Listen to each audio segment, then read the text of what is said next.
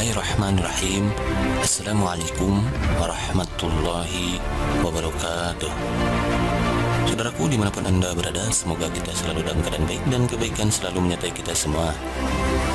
Tetaplah bersemangat mengerjakan amal soleh yang telah dianjurkan melalui Al-Quran dan Rasulnya, dan berharaplah kepada Allah SWT dengan penuh keyakinan agar Ia memberikan segala kebaikan yang terkandung di dalamnya, baik untuk urusan dunia maupun akhirat. Amin. Berdoa merupakan salah satu bentuk ikhtiar atau usaha manusia untuk memohon dan meminta sesuatu kepada Allah. Bahkan saking harusnya berdoa, orang yang tidak mau berdoa maka ia tergolong orang yang sombong. Hal ini sebagaimana firman Allah SWT yang diberikan dalam surat Ghafir ayat 60, di mana Allah SWT berfirman, "Wa qala rabbukum ud'uni astajib lakum. Innal ladzina yastakbiruna an ibadati sayadkhuluna jahannama dakhirin." Dan Tuhanmu berfirman, "Berdoalah kepadaku, niscaya akan aku perkenankan bagimu. Sesungguhnya orang-orang yang sombong tidak mau menyembahku akan masuk neraka jahanam dalam keadaan hina-hina." Quran Surat Ghafir ayat 60. Ayat tersebut menegaskan kepada kita bahwa doa adalah ibadah, dan meninggalkan doa adalah sebuah kesombongan, dan tidak ada kesombongan yang lebih buruk daripada kesombongan seperti ini. Bagaimana tidak seorang hamba dikatakan sombong karena tidak berdoa kepada Zat yang merupakan penciptanya, pemberi rezeki kepadanya, yang mengadakannya dari tidak ada menjadi ada, yang menghidupkan dan pula yang mematikannya. Bahkan di dalam satu hadis yang sahih dikatakan bahwa orang yang berdoa adalah orang yang dimuliakan oleh Allah Subhanahu wa taala. Maka dari itu, hendaklah kita sebagai hambanya yang lemah dan bergantung kepadanya untuk selalu senantiasa memanjatkan doa kepadanya. Agar doa yang kita panjatkan cepat terkabul, berikut adalah waktu-waktu tertentu yang dijanjikan oleh Allah bahwa doa ketika waktu tersebut dikabulkan dan insya Allah tidak tertolak. Di antara waktu-waktu tersebut adalah sebagai berikut. Nomor 1. Berdoa ketika waktu sahur atau sepertiga malam. Perlu kita ketahui bahwa Allah SWT mencintai hambanya yang berdoa dan meringi pemohon dan meminta sesuatu kepadanya di sepertiga malam yang akhir. Hal ini sebagaimana firman-Nya di dalam surat Az-Zariyat ayat 18, di mana Allah SWT berfirman, "Wabil asharihum ayastaghfirun." Dan pada akhir malam mereka memohon ampunan kepada Allah. Quran Surat Az-Zariyat ayat 18. Dengan demikian dapat dikatakan bahwa sepertiga malam terakhir adalah waktu yang penuh berkah.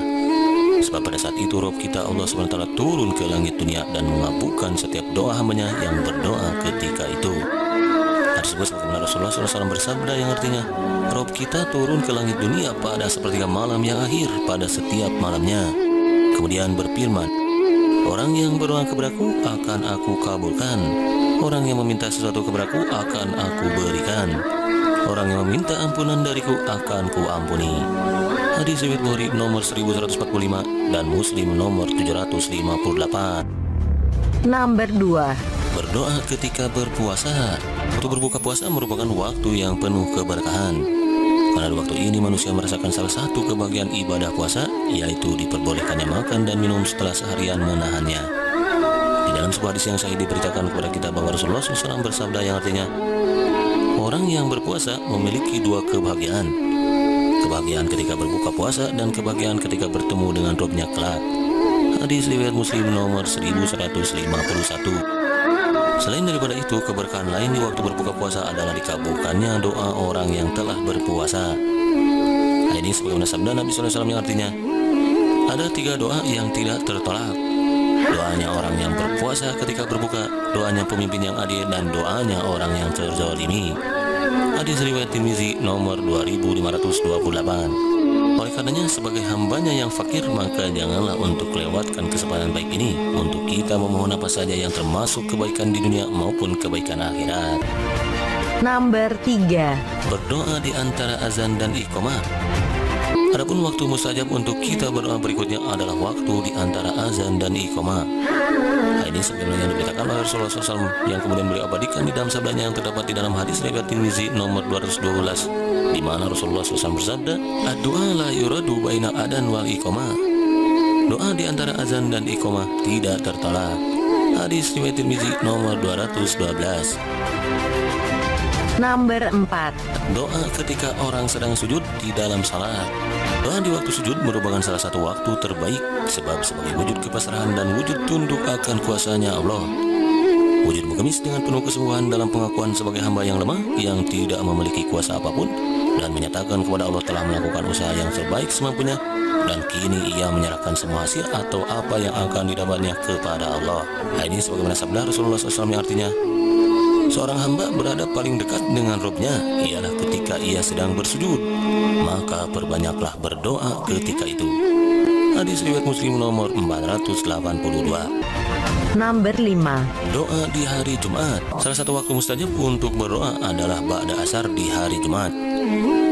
Ini sebagaimana sabda Nabi SAW yang artinya, pada hari Jumat terdapat 12 jam pada siang hari. Di antara waktu itu ada waktu yang tidak ada seorang hamba muslim pun memohon sesuatu kepada Allah, melainkan dia akan mengabulkan permintaannya.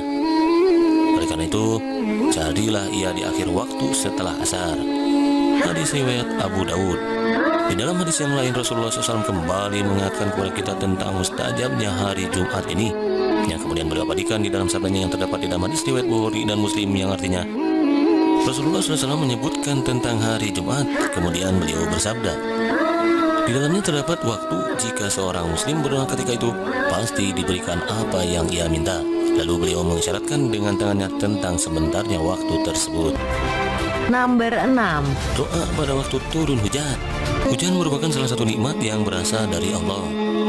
Oleh karena itu, sebagai hambanya yang beriman, maka kita tidak diperkenankan untuk mencelanya.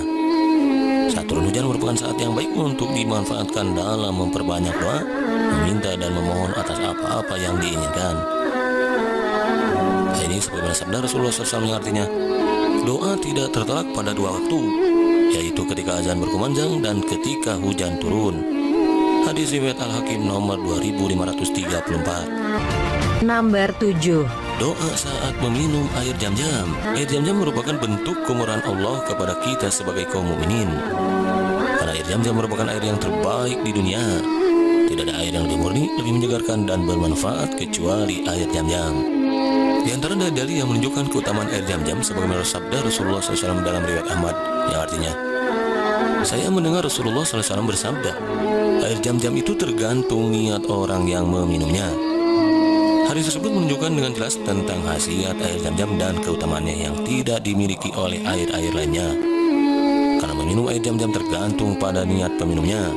Dibolehkan kepada kita saat meminumnya untuk berdoa kepada Allah, meminta kebaikan untuk kebutuhan dunia maupun akhirat. Maka barang siapa yang minum air Zam-Zam dengan niat yang tulus, maka Allah akan mengabulkannya.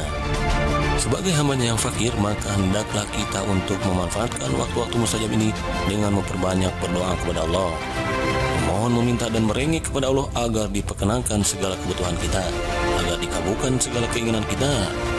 Karena berdoa saat waktu-waktu mustajab ini dapat memungkinkan kita untuk meraih segala apa-apa yang kita butuhkan, meraih segala apa-apa yang kita impikan, baik itu terkait kebaikan di dunia maupun kebaikan di akhirat. Insya Allah.